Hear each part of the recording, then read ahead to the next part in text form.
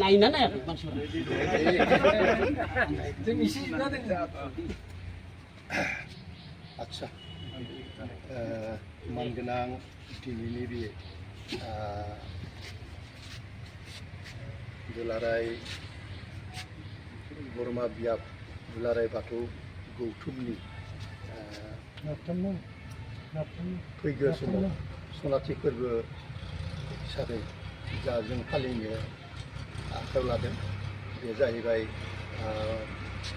बियाबनि 51थि बोसोरारि जथुम्माबो जागोन एखेलेगेनो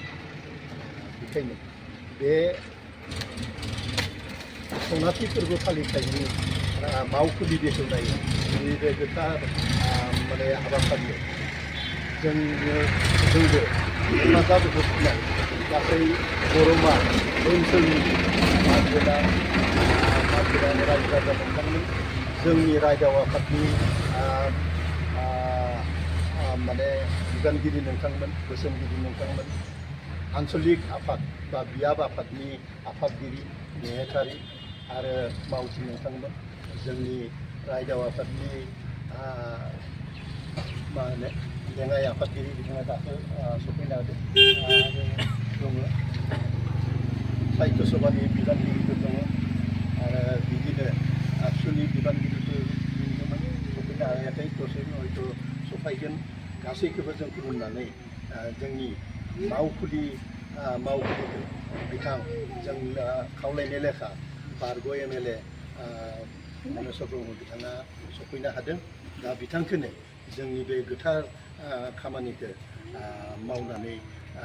फोजोबनो थाखाय जों खावलायगोन आरो जों आसा खालामगोन आफा बोराइ बाथौआ आफा इसोरा जोंखौ अनहरथों बे सनाथि फोरबोआ मोजां जाहाथे खुंजायो बेनि थाखाय बयनिबो माने गासै थाखोनि मानसिफोरनिफ्राय सहाय सहजिगितानि मददजों जों जाहाथे बे खुंथायखौ फालिथायखौ आरो गोजोनै जों फालिलांनो हायो बेखौनो मिजिंथिबाय आरो बिथां बेखेवगिरि बिथां MLA सार ब्रह्मखौ जोंनिफ्राय होनाय आर'नाइ गांसेखौ आजावना लानानै दिनैनि बेखेवनाय हाबाफारिखौ खुलुमबाय लोगो बिथांखौ बेखेवना होनायखौ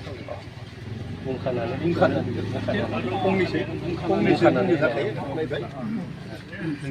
मानगोनां दिनैनि बे जिथु फैगौ बरमा हालामारि बाथौ गौथुमनि सनाथि फोरबो फालिथायनि जि रिसिपसन कमिटिनि अफिस बेखेवनाय बे गोथार हाबाफारि बेखौ दैदेननाय जोंहा रिसिपसन कमिटिनिनो मानगोनां आफादगिरि दिनेश मुसाहारि जोंहा बिदा गेदेर बिथां लोगोसेनो बे हाबाफारियावनो गोख्रोङै बाहागो लानाय बा दैदेननाय रिसिपसन कमिटिनिनो नेहाथारि मानगोनां कनकान्त स्वर्गियारि गेदेमा बिथां आरो गोबां बाथौ गौथुमनि बिबानगिरि आरो बोसोनगिरि बिथांमोन आरो मानगोनां जोंनि गासै बरमा हालामनि बाथौ गौथुमजों लोब्बा थानाय दैदेनगिरि आरो मावथि आरो रायजो राजा नोंथांमोन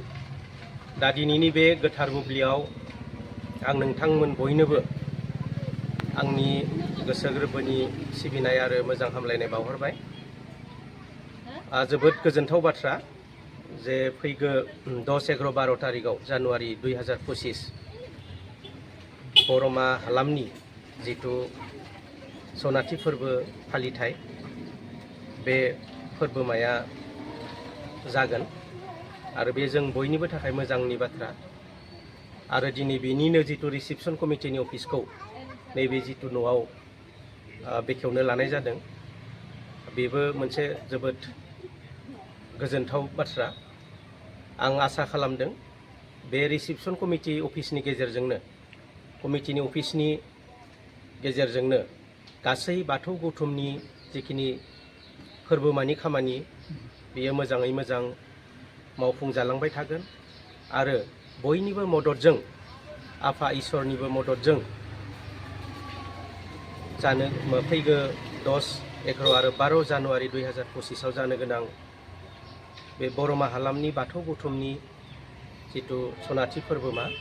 बेयो मोजाङै मोजां जाफुंसारलांगोन आरो जाफुंसारथों। आरो बे फोरबोनि गेजेरजों जोंनि बरमा ओनसोलाव गमामायैनो मोनसे जोंनि गेजेराव गोजोन आरो खौसेथिनि मोनसे परिबेस फैगोन, लाबोनायाव बेयो मदद जागोन बेखौ आं फोथायो। आरो लोगोसेनो दिनैनि बे गोथार बुब्लियाव आङो मिजिंथिदों बा आरज गाबदों जाहाथे बाथौ गौथुमनि जि उद्देश्य, जि बिथांमोना थांखि दङ बेयो जाफुंसारथों आरो दावगालांबाय थानो हाथों बेखौनो मिजिंथिनानै आरो नोंथांमोन बयखौबो आंखौ जिथु अफिस बेखेवनो होबाय रिसेपसन कमिटिनि, बिनि थाखाय आंनि गोसो गोरबोनिफ्राय साबायखर आरो सिबिनाय बावहरनानै आंनि बे बेखेवनाय हाबाफारिनि जिथु सुंद' बिबुंथि बेखिनियावनो फोजोबथ'बाय। गोजोन्थों।